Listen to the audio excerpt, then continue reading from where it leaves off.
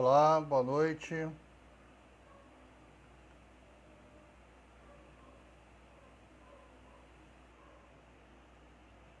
Bem, estamos ao vivo. Quem está online pode me dizer se está conseguindo me ouvir, se conseguem ouvir bem.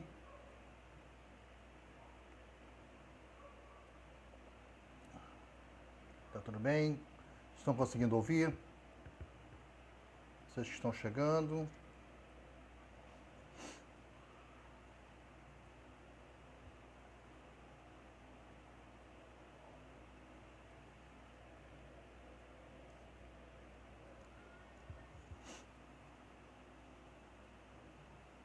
Bem,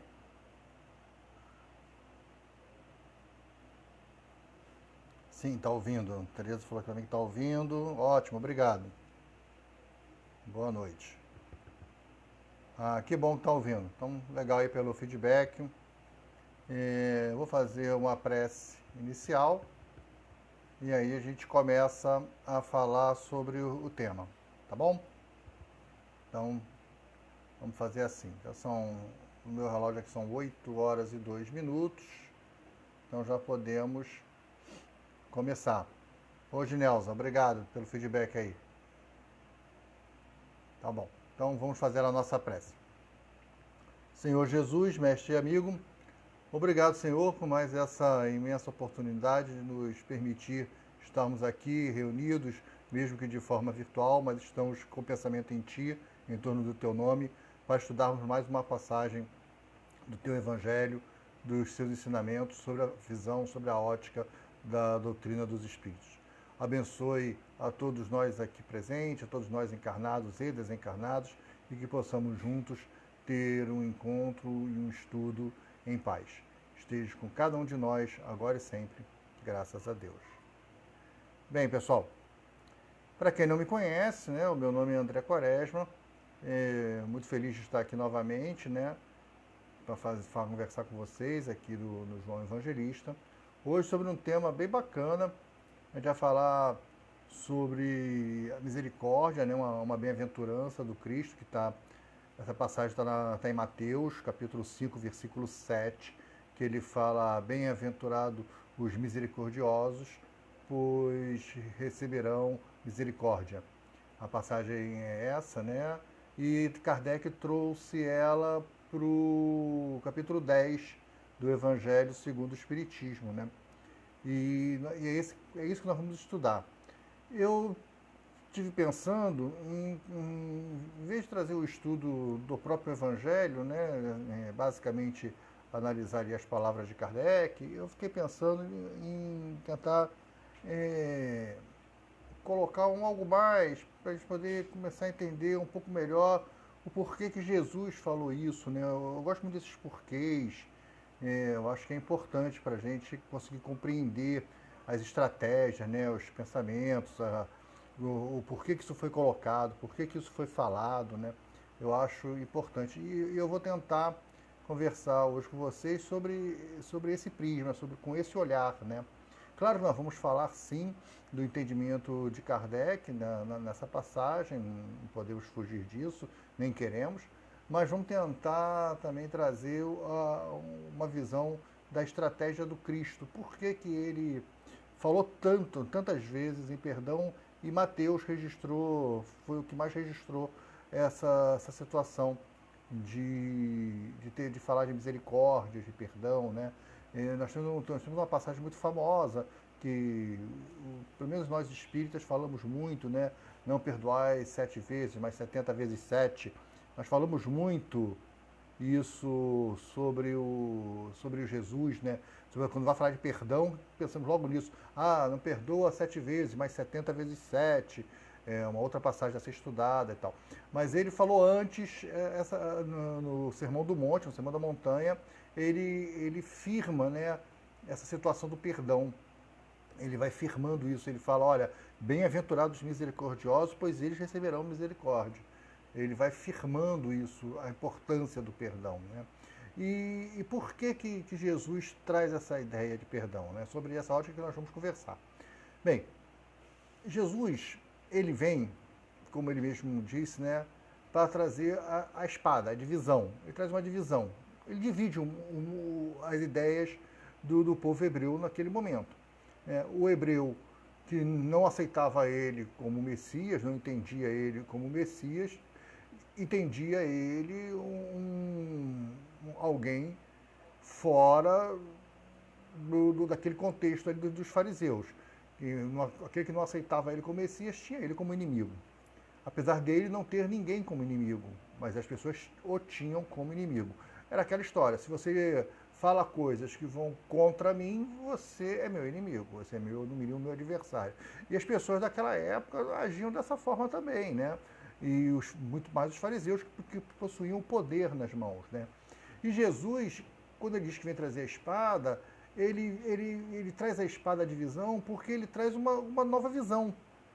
Simplesmente Jesus modifica a forma como aquele povo enxergava a vida e a morte. Então Jesus vem matar a morte. E Jesus disse, avisa, né? Olha, eu não vim destruir a lei, vim fazer cumpri-la. Ou seja, todo mundo já sabia disso. Ele não trouxe grandes novidades. Ele trouxe afirmar novamente o que os hebreus já sabiam e tinham interpretado errado. O que estava lá nos profetas, nos livros de reis, e estava sendo mal colocado, mal interpretado. Então ele falou, eu não vim destruir a lei, eu vim fazer ela ser cumprida, a lei de Deus, né? A verdadeira lei, a lei divina, a lei que interessava. Não a lei dos homens que foi criada, a própria lei mosaica, né? O Código Civil de Moisés, nada disso.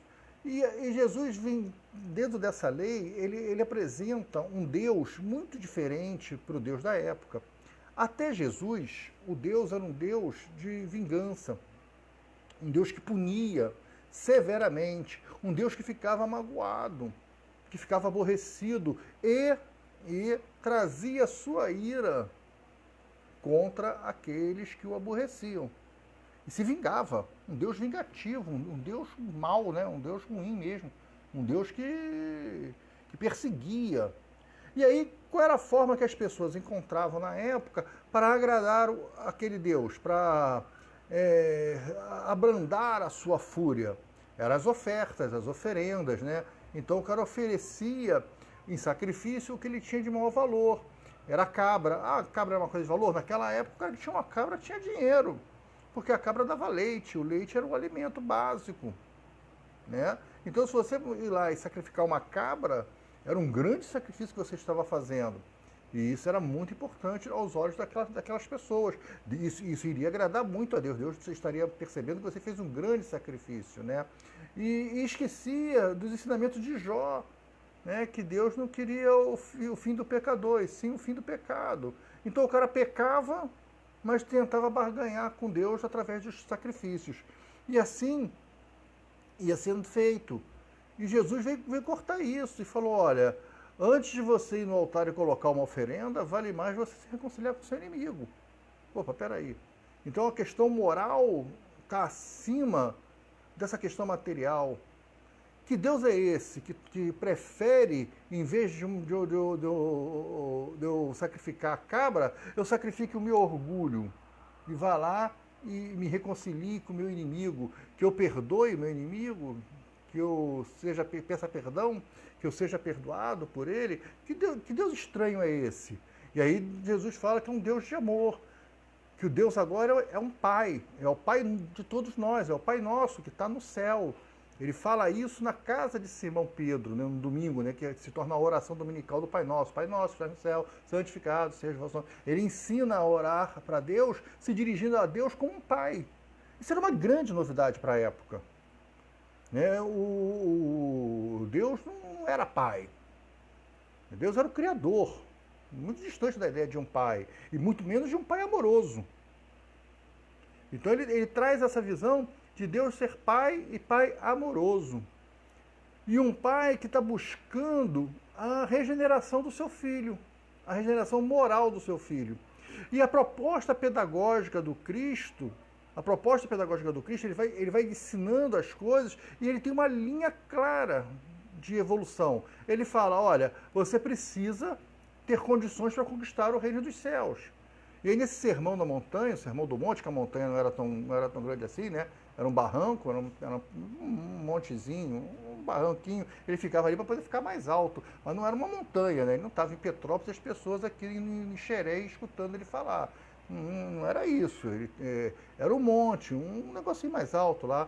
E a pessoa fala, sermão da montanha. Não era uma montanha, era um pequeno monte. E ele falava lá no monte, e aí ele, nesse sermão do monte, ele deu o caminho das pedras para o cara conquistar o reino dos céus, que na visão nossa do espiritismo é o plano espiritual superior. E aí, para o plano superior, para o cara conquistar o plano superior, plano espiritual superior, ele tinha que passar pelas bem-aventuranças. Ele teria que passar, tem que passar ainda, né? Tem que passar pelas bem-aventuranças. Bem-aventurado os mansos e pacíficos, né? Bem-aventurado os misericordiosos, como o tema de hoje. E aí Jesus vai mostrando as bem-aventuranças. Olha, você tem que conquistar todas essas virtudes para você chegar ao reino dos céus. E aí a proposta que Jesus faz antes das bem-aventuranças, que ele começa a apresentar a sua proposta pedagógica, como é que eu chego nesse reino dos céus? Amor. A ferramenta é o amor. O que vai mover o indivíduo para chegar no plano espiritual superior é a capacidade dele amar, é o amor. Que amor é esse? Amar a quem? Os meus filhos, minha esposa?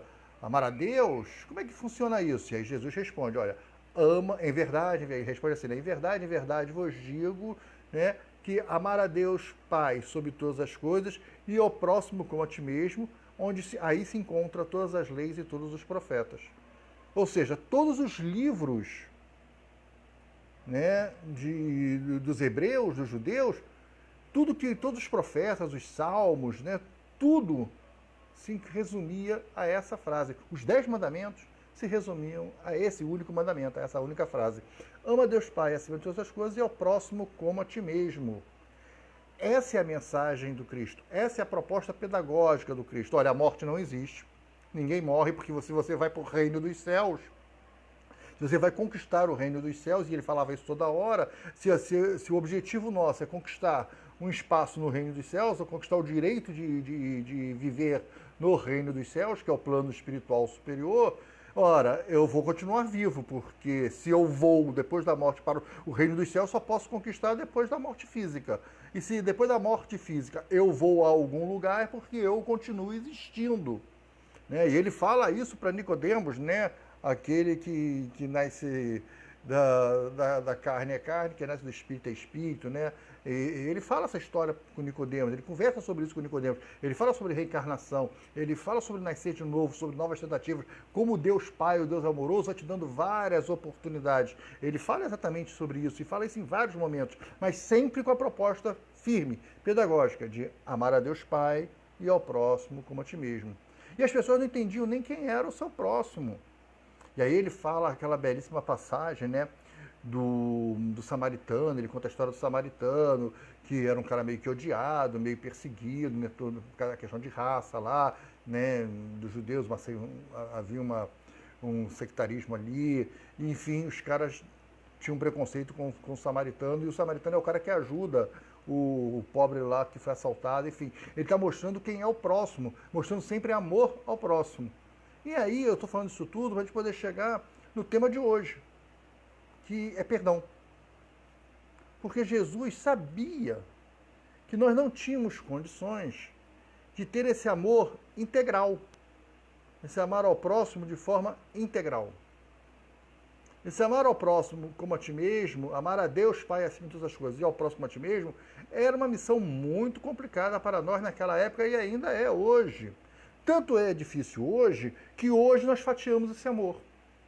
Como nós não conseguimos atingir o amor integral, a gente, para se justificar, nós fomos fatiando o amor. Nós criamos o amor filial. Jesus não fala isso. Né? Olha, ama a Deus Pai em todas as coisas e seja um bom filho. Ama teus pais. E aos pais, amem seus filhos. tem isso. Ele manda amar a Deus sobre todas as coisas e ao próximo como a ti mesmo. E o próximo é todo mundo, inclusive o meu inimigo, lembra?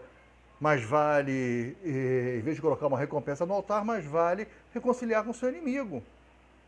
Então o meu próximo são todos à minha volta, toda a humanidade. É amar a todos de forma integral. É o amor pleno, é o amor integral. E aí, para conquistar esse amor integral é muito difícil. Como eu vinha falando, nós fatiamos o amor hoje, o amor filial, o amor maternal, o amor carnal, o amor fraternal. Nós temos amor pra caramba hoje em dia. Nós temos muito amor aí catalogado. Aliás, tem um livro da Joana de Ângeles, que nem lembro mais o nome, eu brincava que era Café com Amor, porque tu abre o livro, todos os capítulos, amor com, amor com, amor com, amor com. Caramba, é um amor super fatiado ali, né? É interessante a criatividade, mas é o que nós fizemos, nós fomos fatiando o amor, porque somos incapazes de construir esse amor, de sentir, de vivenciar, de experimentar esse amor integral. E aí que complica algumas coisas assim, porque se eu não sou capaz de experimentar o amor integral, não sou capaz de vivenciar esse amor integral, e Jesus já sabia disso, eu preciso de alguma coisa, alguma ferramenta para conquistar esse amor integral. Porque é muito fácil, seria muito fácil, o cara vinha aqui, o magrão lá em Nazaré, o cabeludo lá, falar, olha, tem que amar Deus, tem que amar o próximo, e não me dá um caminho. Pô, como é que eu faço isso? Tá bom, bonitão, concordei, achei lindo, tudo que você falou, vou perdoar o inimigo, é barra pesada, é meio difícil agora de perdoar adversário, perdoar inimigo, mas, pô, tá legal, vou procurar amar Deus Pai, mas como é que eu faço isso? Como é que eu começo? De repente, vai instalar um negócio na minha cabeça, eu vou começar a amar todo mundo? Jesus sabia que isso era muito difícil, que essa conquista era uma conquista que levava tempo para a humanidade. Então Jesus deu, dentro da sua proposta pedagógica, da evolução, o ser evoluir através do amor, até porque nós não podíamos ainda usar a razão, porque desconhecíamos muitos fatos da ciência, e só vai ser utilizado no século XIX com o advento da doutrina espírita. Então, como nós não tínhamos ainda naquela época a questão para racionalizar as questões de fé, nós não podíamos fazer isso, era necessário que a gente amasse. O amor esse que ainda é importante hoje, junto com a razão. Mas naquela época era o que se tinha para fazer. Era amar. Amar de forma plena. Amar a Deus Pai e ao próximo como a ti mesmo. Essa era a proposta pedagógica do Cristo. Você vai evoluir, você vai conquistar o reino dos céus, se você conseguir atingir essa virtude, que é o amor pleno. Mas ele sabia que era complicado fazer isso. Essa é a mensagem, esse é o caminho. Agora, como eu chego nesse caminho? Qual é o transporte que vai me levar até esse caminho para daqui eu ir embora? O transporte são ferramentas, e a ferramenta principal é a do perdão. Jesus apresenta o perdão como uma ferramenta para você conquistar o amor pleno. É através do perdão que você vai conquistar esse amor, essa plenitude do amor. Claro, ao longo do tempo. E ele sabia disso. E ele fala que uma das bem-aventuranças é o tema de hoje. A misericórdia, porque você vai receber misericórdia também. Perdoar para ser perdoado. Bem-aventurado o misericordioso, pois ele receberá misericórdia. Mateus 5,7. Então eu preciso perdoar para ser perdoado. E perdoa as minhas más inclinações, e perdoa assim como eu hei de perdoar aquele que me tem ofendido. Está lá na oração dominical da casa, que foi ensinada na casa de Simão Pedro, naquele domingo. Está lá. Então ele sempre vai te dando, ele te deu o caminho, que é o amor, e te deu a ferramenta, que é perdão. E ele vai falar nessa ferramenta várias vezes, ele vai fixar a ferramenta várias vezes. Então ele vai te dar várias dicas da ferramenta, ele vai dizer, olha, perdoa 70 vezes e não 7 vezes. Perdoa sempre. Por que esse negócio de perdoar? Então eu tenho que perdoar 490 vezes, 70 vezes 7. Não, é para você perdoar várias vezes, para você esquecer o erro. para você exercitar. Porque quando você começa a exercitar o perdão, você começa a aprender a amar. Porque perdoar é um ato de amor. Agora, como diz Kardec, né, no capítulo 10 do Evangelho, onde ele estuda exatamente a primeira, são 4 itens, acho que 3 ou 4 itens que ele estuda das passagens bíblicas, e a primeira é exatamente essa da misericórdia. E Kardec vai dizer que, olha, tem 2 tipos de perdão, 2 grupos, né? 2 tipos, não, 2 grandes grupos de perdão. Um é o perdão sincero, o perdão verdadeiro, o perdão sem interesses. Esse é legal. E esse é o objetivo. É desse perdão que Jesus está falando. Quando ele fala perdoa 70 vezes 7, é para perdoar dessa forma. É para você aprender a perdoar dessa forma, a exercitar esse tipo de perdão. O perdão sincero, o perdão pleno. Porque o amor que você tem que ter é pleno. Não dá para fatiar o perdão. Ou você perdoa ou você não perdoa. Né? Perdoar é assim que funciona. Não é que nem aquela história, né, que o cara pede perdão para a esposa e ela, eu te perdoo, meu amor, tudo bem. Aí daqui a 25 anos o cara comete um outro erro, ela fala, mas 25 anos atrás, lembra que você fez isso, fez aquilo? Ela não perdoou nada, ela guardou 25 anos para depois falar de novo para ele e jogar a culpa em cima dele. Isso não é perdão. Esse não é o perdão pleno, não é o perdão verdadeiro. E tem outros modelos de perdão, nesses 2 grandes grupos, né? O perdão verdadeiro, pleno, e o perdão que tem interesses, ou não é totalmente sincero, que é o segundo grupo, que tem o perdão do cara que... é o perdão meia boca, é o perdão que ele perdoa da boca para fora, ele perdoa não muito... a Adilene falou aqui, é Amor Imperdível Amor, o nome do livro, né? Da Joana de Ângeles. Eu apelidei ele de Café com Amor, porque todo capítulo é amor com, amor com, amor com. Gilene está falando aqui para mim. E aí, Jordão, legal, meu amigo? Grande amigo, um abraço. Marcelo Nascimento também, grande abraço aí. Obrigado aí pela presença de vocês aí. Obrigado, Gilene, por lembrar. Amor Imbatível Amor, é isso mesmo, da Joana de Ângeles, né? É amor com tudo. É bem legal o livro, apesar de ser bem prolixo também, né? Bem repetitivo. Mas, vamos nós. Também não tem como fugir, né?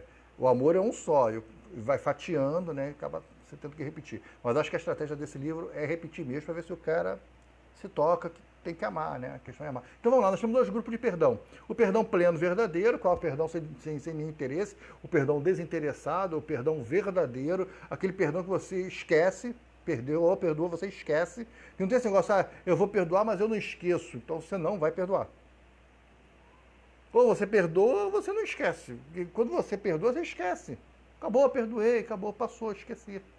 É complicado essa história de perdoar dessa forma, né?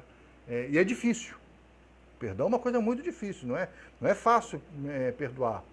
Não é fácil perdoar, não é fácil pedir perdão, não é fácil perdoar. Né? Eu não sei se é mais difícil você pedir o perdão de forma sincera ou perdoar de forma sincera. Eu tenho ainda essa dúvida comigo. Eu não sei o que é mais complicado assim. Eu acho que os 2 são complicados, né? Para quem é muito orgulhoso, então, o pedido de perdão deve ser um sofrimento danado, né? Quem não é, consegue pedir o perdão, reconhecer que está errado, pedir o perdão mais rápido, mais simples e sofrer menos com essa situação de pedir o perdão. Agora, quem é muito orgulhoso sofre. Agora, perdoar também é difícil, porque você às vezes pode perdoar, eu perdoo. Você perdoa para encerrar o assunto, você não perdoa de forma sincera. E a misericórdia, ela tem que ser completa, né? Ela vem, ela é mais um braço da benevolência. Você tem que dar, entregar tudo, perdoar mesmo. É aquele negócio de não, eu te perdoo porque Deus sabe o que faz. Esse é o pior perdão que tem, é o perdão do covarde, né? Além de não perdoar nada, você ainda passou uma procuração para Deus se vingar por você, pô.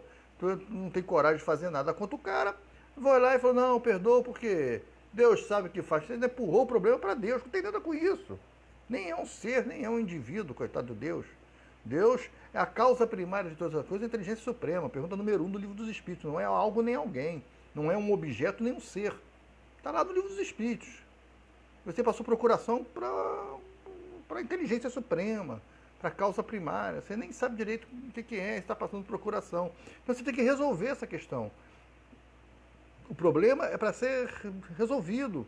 E o problema às vezes é seu, porque é você que não consegue perdoar. O cara foi lá e pediu perdão sinceramente. Eu trabalhei muitos anos, né, em sala de desobsessão, né, conversando com espíritos. E aí, sempre essa questão do perdão, ela é colocada, ainda mais quando você tem espírito vingador na mesa, conversando com o espírito vingador e tudo, etc. E tal, pedir perdão, perdoar e tal. É sempre muito complicado essa história de pedir perdão. Né? E certa vez eu conversando com o espírito e tudo, e ele falou para mim o seguinte: olha só, você está me pedindo para eu perdoar? Eu falei, exatamente o que eu estou falando. Mas você sabe o que ela fez comigo? Você sabe o mal que ela me causou? Você acha que eu vou trocar todo esse tempo que eu fiquei procurando ela e agora que eu encontrei, que eu estou com o meu projeto de vingança, porque você está me pedindo para perdoar? Eu nem sei como é que faz isso.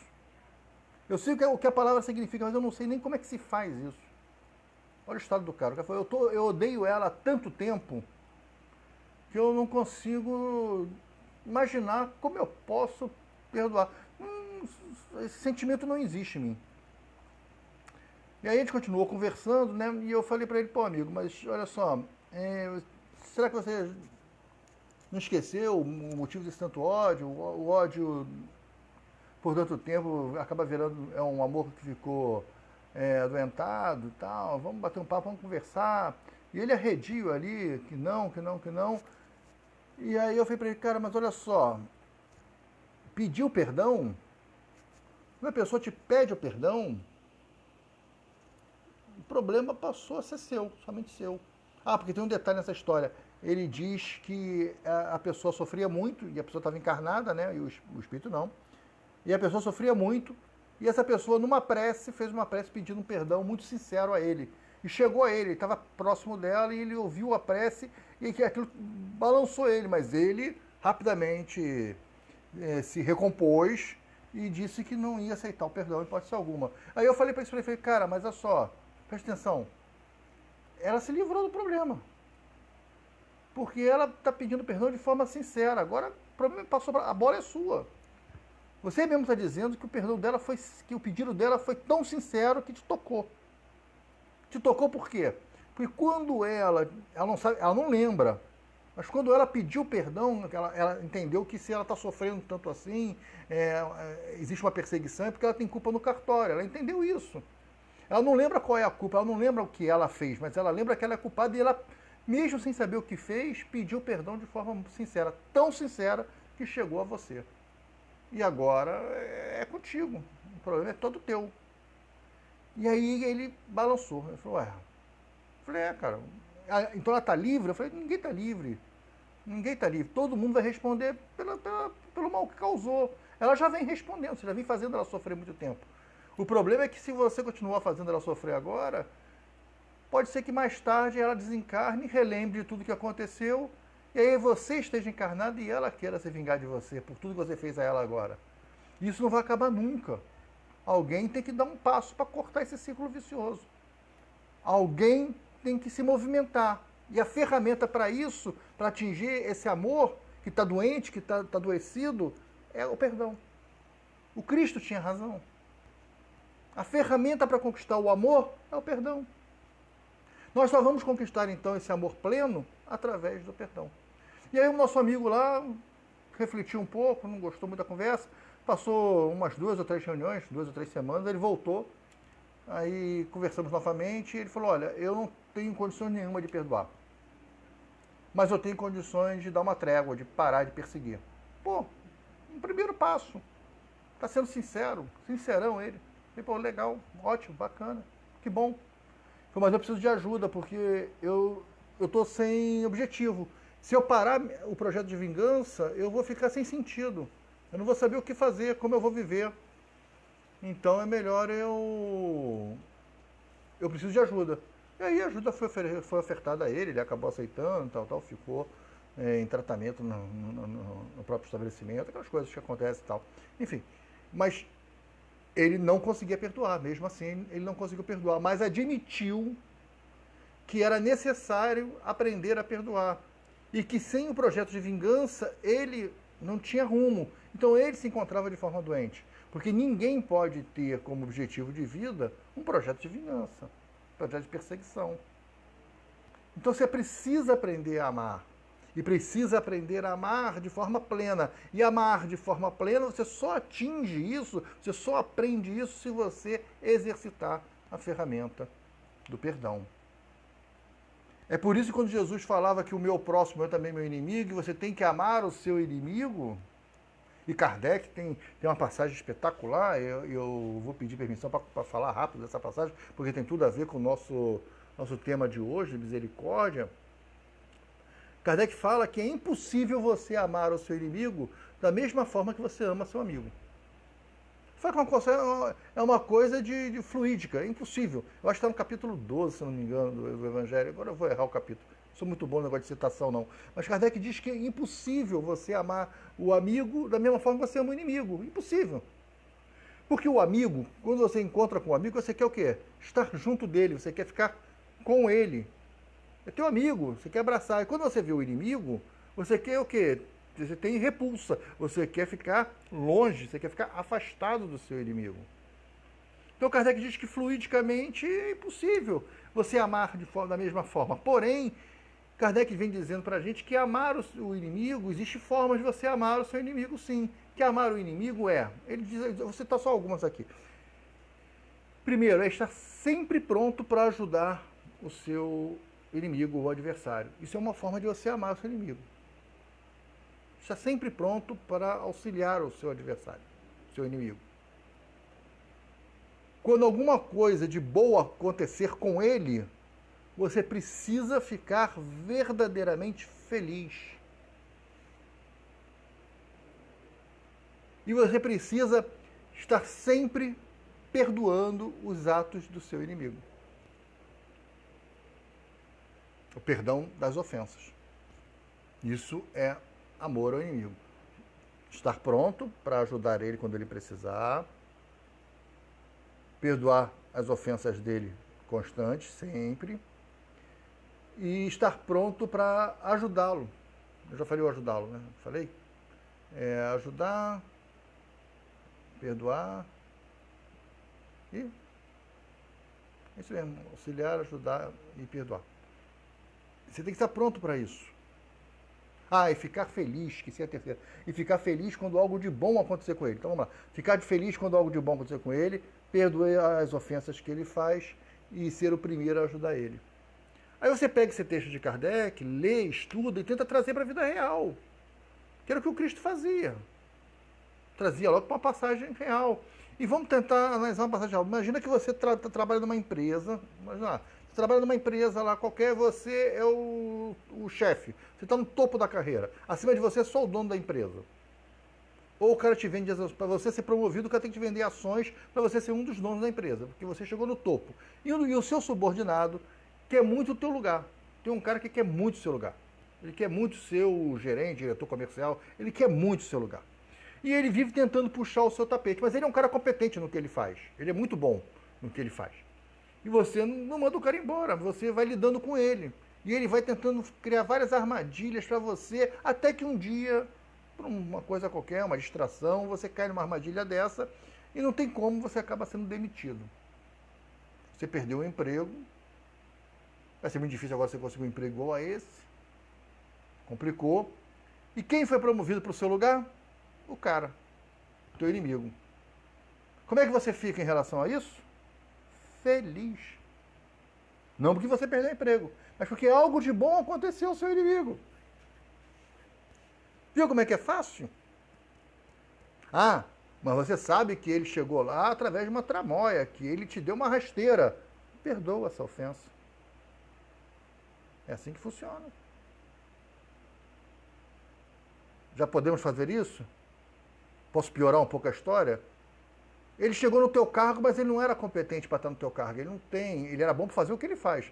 Mas para fazer o que você fazia, ele não é tão bom assim. Mas ele pensa que você não sabe que ele que fez as artimanhas todas. E aí no primeiro problema que ele tem, ele que fingia ser seu amigo, ele pega o telefone e liga para você e pede ajuda. E o que você faz? Você ajuda ele. Tá lá. Você é espírita. Você estuda o Evangelho, você entende dessas coisas. Tá vendo como é que Jesus dizia que o perdão é a ferramenta para atingir o amor pleno? Porque nós vivemos no mundo da matéria. Né? Vivemos e trocamos experiência com espíritos com dificuldades igual a nós. Eu acho difícil experimentar essa história e vivenciar ela de forma a ficar feliz. Mas eu acho que o perdoar pode rolar. Ficar feliz pelo cara, eu acho que é mais difícil, é mais complicado. Mas perdoar o cara, pode perdoar. Ajudar ele, sei. Eu não sei, eu acho que não conseguiria. Ainda. Mas essa é a proposta.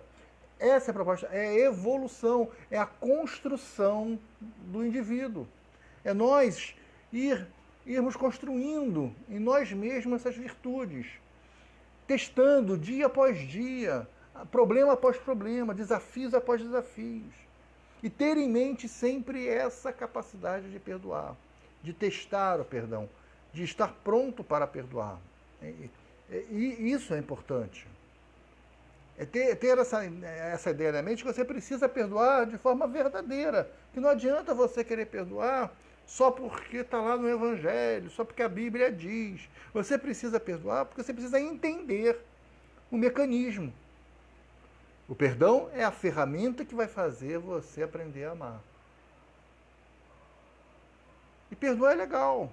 Perdoar é legal. Pedir perdão também é bom. Perdoar é legal. Pedir perdão é meio ruim porque mostra que você vacilou, né?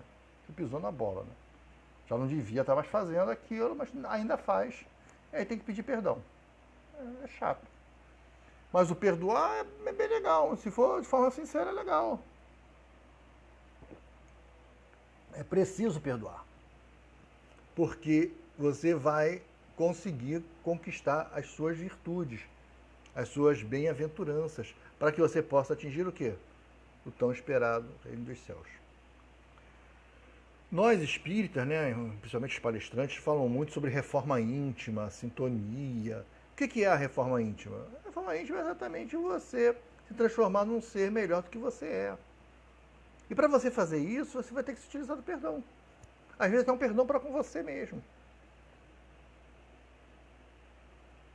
Não tem como você não evoluir, andar para frente, sem perdoar. Se o perdão não faz parte do seu dia a dia, não faz parte do teu ser. Você tem que ser uma pessoa misericordiosa, para você poder receber a misericórdia. Está lá em Mateus, capítulo 5, versículo 7. Esse é o caminho.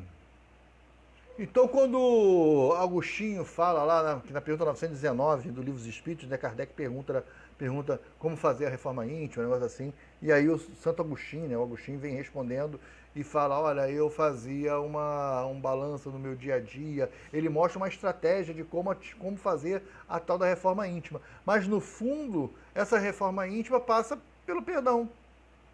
Ele pede perdão a Deus pelos erros, né, e tenta se corrigir, ele mesmo se perdoa para que possa continuar fazendo e fazendo agora da forma certa. Ou seja, a reforma íntima é você acertar mais do que errar. Você precisa, ao longo da caminhada, da sua trajetória, da sua reencarnação, você precisa acertar mais do que errar. Você precisa desencarnar de uma forma melhor do que quando você encarnou. E para você fazer esse caminho, né, desencarnar de uma forma melhor, fazer uma curva ascendente, desencarnar nesse ponto, você reencarna nesse ponto aqui e tem que desencarnar nesse ponto aqui, né, acima. Para que você possa fazer isso, não tem como fazer isso sem a ferramenta do perdão. Então o perdão é uma ferramenta evolutiva. Está na estratégia traçada pelo Cristo. Olha, a estratégia é o amor pleno, porque Jesus está dando como referência o reino dos céus, o plano espiritual superior. Ele não está te dando o reino das sombras. Ele falou para você atingir o reino dos céus. Plano espiritual superior, reino dos céus. Onde haverá prantos e ranger de dentes. Plano das sombras. Plano espiritual inferior. Prantos e ranger de dentes. Plano espiritual inferior. Reino dos céus. Plano espiritual superior.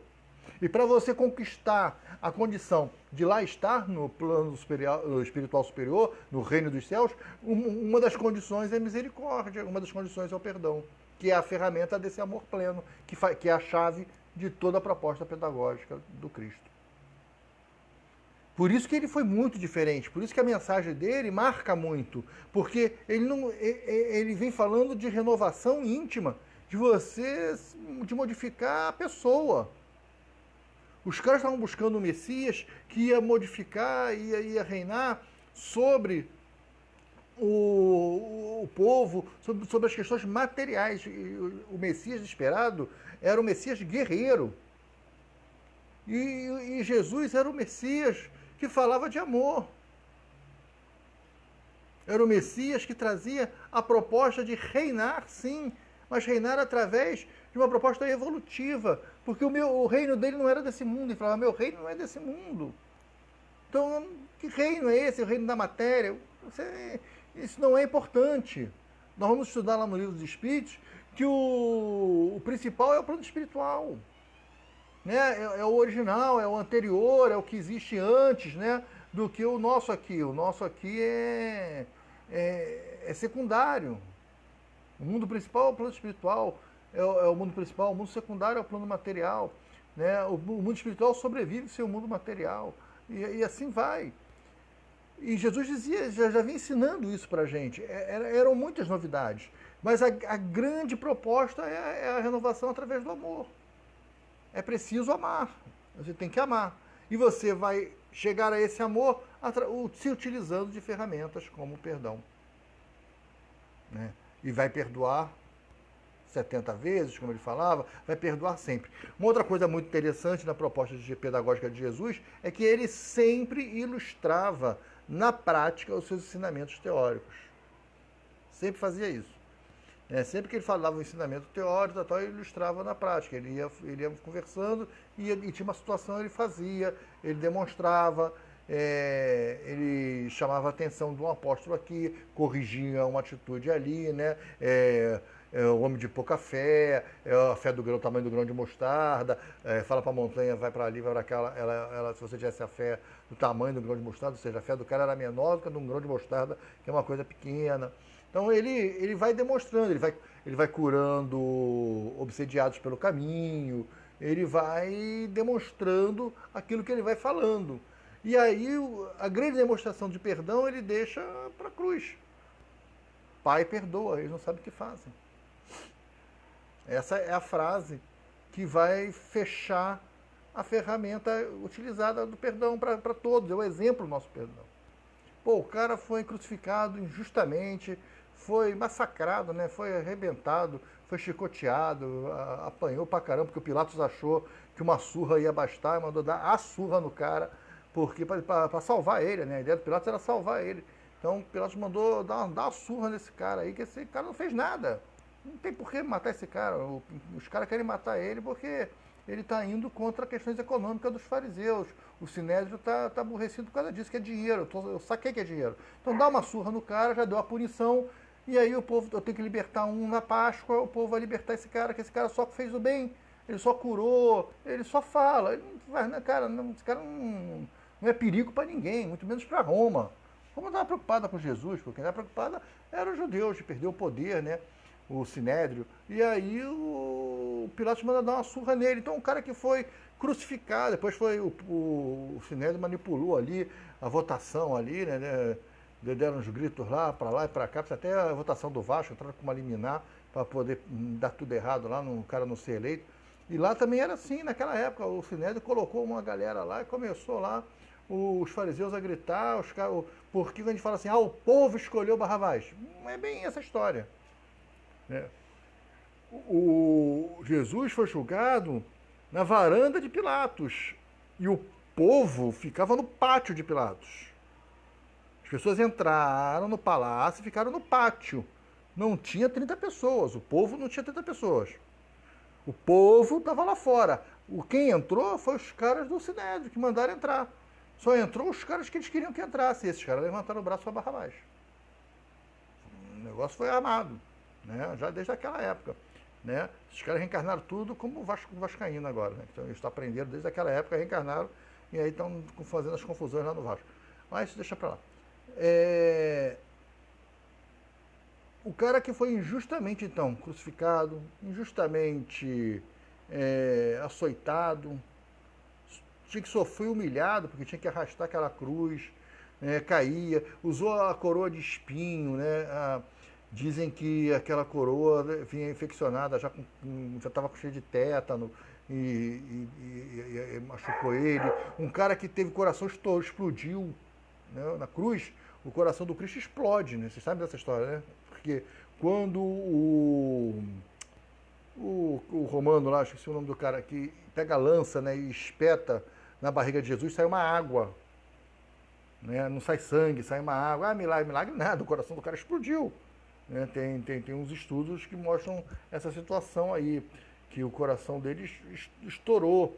É por isso que sai primeiro aquela água, para depois sair aquele sangue rosado. Tal. Primeiro sai uma água, porque o coração do cara foi embora, né? Devido a compressão no tórax, enfim. Ele não teve o benefício de quebrarem as pernas dele, porque o crucificado, eles quebravam as pernas do crucificado por misericórdia, por perdão. Ia lá e quebrava o cara. Por que quebrar as pernas? Porque o cara ficava com os dois braços amarrados e as pernas uma sobre a outra. Se ele não conseguisse se sustentar ali, né, ele rapidamente era asfixiado e morria. Jesus não teve as pernas quebradas para que ele pudesse ficar ali. Então ele ficou ali preso no prego, com um pé só, sofrendo. E esse cara com essa dor enorme, porque ele sentiu dor, que o corpo dele era de carne. Ele sangrou sangue mesmo. Ele sofreu ali as dores. Ele sofreu bastante. Ele sabia que essa era uma possibilidade do seu desenlace. Mesmo assim, ele aproveita aquele momento para deixar o mais belo ensinamento da sua grande estratégia.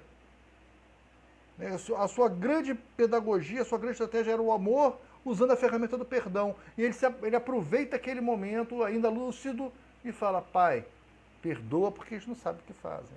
E fala bem, fala alto, para que todos escutem, para que aquilo ali entre para a história, para que seja gravado na mente de todos nós. Pô, se aquele cara conseguiu perdoar daquela forma, como é que a gente não consegue perdoar o vizinho, não consegue perdoar um parente, não consegue perdoar um pai, a mãe, um irmão, um colega? Pô, que cristãos somos nós? Que seguidores do Cristo somos nós que não conseguimos perdoar o fulano, o ciclano? Pô, ele naquele sofrimento danado, será que nós conseguiríamos falar aquilo que ele falou? Pô, o cara deixou um exemplo fantástico para o mundo. Né? Perdoa porque eles não sabem o que fazem. Perdoa porque eles são, da questão evolutiva, muito pequenos. Perdoa esses caras aí, porque esses caras são infantis. Eles não sabem o que eles estão fazendo. Né? Ah, porque eu sou filho do... Não, eles não sabem o que eles estão fazendo. Eles não sabem... A notícia que eu trouxe mexeu muito com eles. E estão assustados. Eles são infantis, eles são crianças na questão de espiritualidade, de evolução espiritual. Eles já são muito pequenos, então perdoa esses caras. Eles não sabem o que fazem. Isso aqui é só carne, eu estou sofrendo, está doendo, tá? Mas isso é carne. Claro que ele conseguia controlar um pouco mais a dor, porque era um cara que conseguia sair do corpo com mais facilidade. Sim, desdobrava. Legal, mas ele sofreu. Não pensa que quando ele foi chicoteado, ele saiu, foi tomar um café com, sei lá quem, com Elias. Foi lá trocar uma ideia com Elias e Moisés enquanto o corpo estava sendo chicoteado. Não foi. Estava ali sofrendo, jogando fora a fluido vital do corpo, né? Um corpo que vinha abalado, já tinha ficado preso, 24 horas preso, né? Tinha sido açoitado, humilhado, cuspiram na cara dele. Esse cara vai e pede para que seja perdoe todas aquelas pessoas. Isso é a prova de amor prova de misericórdia. Esse é o exemplo que ele traz, um exemplo fantástico, né? Um exemplo que vai marcar séculos, né? Milênios na história. E é um exemplo que ele traz para registrar mesmo a ideia da necessidade de cada um de nós perdoar.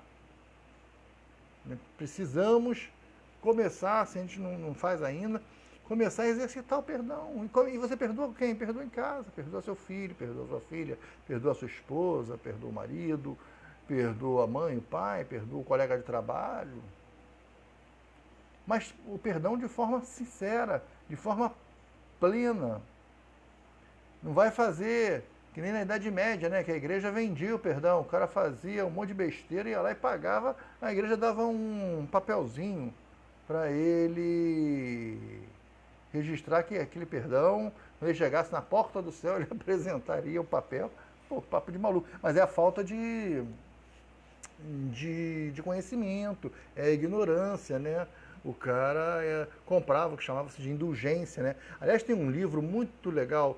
O cara nem é espírita, é um espírito que ele não é espírita, mas fez muito sucesso no meio espírita. Os livros dele são romances. Eu gosto do cara, o Rochester. Eu gosto das histórias, né? O livro tem erro doutrinário à beça. Todos os livros do Rochester têm, assim, trilhões de erros doutrinários. Mas a história é muito legal, né? Ele conta umas histórias bem legais e tal. E tem um livro chamado No Luminares Tcheco, que ele fala sobre John Hus, que é uma das prováveis reencarnações de Kardec, né? Antes de ser Allan Kardec, né? Tá lá a história do John Hus. O John Hus é um dos personagens do livro, assim como Jerônimo de Praga. O livro é bem legal. Mas tem uma mulher no livro lá, e a mulher era ruim pelo corpo todo. A mulher mandava matar, a mulher traía o marido, que era um nobre, e ela pintava e bordava, mas todo dia da semana, era dentro do palácio dela, o padre ia lá, ela se confessava, contava os podres tudo para o padre, que o padre também se utilizava desses podres para negociar troca de interesse, troca de influência, né? Troca de informações. O padre usava tudo que ele aprendeu, que ele escutou no confessionário, usava isso direto e ia se dando bem. E ela, quando os crimes que ela cometia, ela contava também. Então, ela pegava o dinheiro do marido e comprava as indulgências, né? E o padre providenciava as indulgências, vinham do Vaticano, assinada pelo Papa. Não era qualquer coisa, não. E ela tinha uma caixa cheia de indulgências, né? Cheia de papel de indulgências. Porque quando ela morresse, aquela caixa, as amas lá que trabalhavam com ela, lá, as serviçais que trabalhavam com ela, eram orientadas que aquelas caixas ali era para ser colocada dentro do caixão dela. Ali estão todos os perdões dela para ela apresentar a Pedro, quando ela chegasse no céu, que Pedro falasse, pô, não dá para tu entrar aqui não. Ela, opa, peraí. Eu já paguei todos os meus pecados. Eu paguei realmente os pecados. Aqui, ó. Eu paguei aqui a indulgência. Ó, pecado. O que eu fiz de errado? Ah, você matou fulano. Ó, tá aqui, ó. Liberado, ó. Tá aqui, ó. Já posso entrar. Se é esse o problema, tá aqui, ó. Eu tenho esse documento aqui que diz que eu posso entrar. Ah, você também matou a fulana. Tá aqui também, ó. Também tem. Ela ia comprando, ela se confessava, achava que estava livre dos pecados porque ela pagava a penitência, fazia as Ave Marias, o Pai Nosso, o Credo, que tinha que fazer. E ela achava que estava livre do pecado por causa da penitência e também tinha comprado a indulgência. E aí uma cena do livro é fantástica, que ela numa confusão lá, ela é descoberta numa confusão, e aí a pessoa sabe do negócio da caixinha dela, pega a caixa e joga na lareira. E vai embora. Ela enlouquece e aí a saia dela começa a pegar fogo, ela tenta tirar a caixa da lareira, e aí ela começa a pegar fogo, e aí ela pula da janela e morre. Sem as indulgências. Bom, como é que ela chegou lá, cara? Coitada, ela não ia para o plano espiritual superior, não ia encontrar com Pedro nenhum, e os papéis não iam fazer utilidade nenhuma. Mas esse espírito vai chegar num lugar muito ruim e vai culpar quem? Aquela que jogou a caixa na lareira. Está aí criado o processo de vingança. Percebeu como é que acontecia as coisas? Falta de amor, falta de perdão, tudo que o Cristo ensinava. Então que nós não sejamos essas pessoas, né? Que a gente possa entender que é necessário perdoar, que precisamos perdoar para construir o amor pleno que a gente não tem. Nenhum de nós ainda consegue ter esse amor pleno, né? Amar de forma plena a todos os seres, a Deus e a todos os seres, o nosso próximo. É complicado. A maior parte de nós, não vou falar nenhum, vou tirar o nenhum, mas a maior parte de nós ainda não consegue. Então, nos utilizemos da ferramenta perdão para conseguir o quê? Ir construindo essa condição de conquistar o amor pleno, que é uma virtude belíssima e que vai nos levar à condição de espírito superior. Às vezes, na trajetória evolutiva, vamos imaginar aqui que seja um gráfico, uma reta. A trajetória evolutiva é uma reta, né? E aí a gente vem evoluindo, chega em provas e expiações, o espírito não retroage, ele não anda para trás. Mas chega em provas e expiações, o que acontece? Ele começa a andar para o lado. Ele começa a se afastar do ponto de evolução. Às vezes nós estamos aqui, ó, longe aberto do ponto de evolução. E aí temos que começar a fazer o caminho todo de volta até chegar no ponto de evolução para voltar a evoluir tudo de novo. E fazer esse caminho de volta passa pelo quê? Por perdoar. Sem perdão não vamos conseguir fazer esse caminho de volta. E somos nós, espíritos, em provas e expiações, já há muito tempo. Já estamos em provas e expiações há muito tempo. Já passou da hora da gente dar o tracinho. A gente fala, andou um degrauzinho. Na verdade, a gente voltou para o ladinho, né? A gente está chegando mais próximo da nossa... Porque a gente se afastou do ponto evolutivo. A gente não está crescendo, nós estamos retornando para o nosso ponto evolutivo. A hora que a gente for crescer realmente, a gente vai para a regeneração. A gente sai do prova e expiação e vai para a regeneração. Enquanto a gente está encarnando em prova e expiação, a gente está ou se afastando ou se aproximando. E aí cabe esse balanço da vida, como Agostinho falava na questão 919.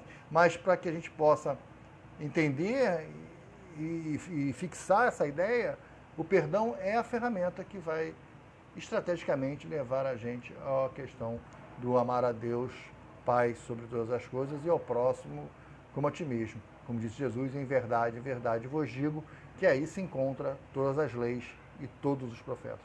Tudo se resume a amar a Deus Pai e ao próximo como a ti mesmo. Né? E o perdão é aquela ferramenta, é a bengala que vai fazer a gente chegar lá, conquistar essa condição. Tá bom? Quero agradecer a todos que tiveram a paciência de estar aqui comigo, desejar já um Feliz Natal, né? Eu não sei se eu retorno ainda em dezembro para falar com vocês, mas de qualquer maneira, caso eu não retorne, eu deixo aqui meu voto de um Natal de muita paz, muito amor, de muito perdão, né? Talvez esse ano ainda afastado dos nossos amores, dos familiares, dos amigos, devido à pandemia, mas precisamos compreender que faz parte da vida e assim precisamos caminhar até que se encontre a cura, a vacina, enfim. Bom Natal a todos e vamos fazer a nossa prece. Jesus, mestre amigo, obrigado, Senhor, por essa possibilidade de estarmos estudando os teus ensinamentos, que possamos, Senhor, colocar em prática o que aqui estudamos, o que aqui foi falado, que possamos não ficar somente nas palavras frias dos livros, mas que possamos pegar a essência do ensinamento e colocar em prática na nossa vida, nos transformando efetivamente melhores amanhã do que realmente somos hoje. Esteja com cada um de nós, encarnados e desencarnados, e que possamos, Senhor Jesus, ter uma semana em paz junto de Ti. Fique conosco, agora e sempre. Graças a Deus. Gente, um abraço a todos, muito obrigado pela atenção, pela audiência, e em breve estaremos novamente juntos aqui. Tá? Tchau. Um abraço. Obrigado. Tchau, tchau.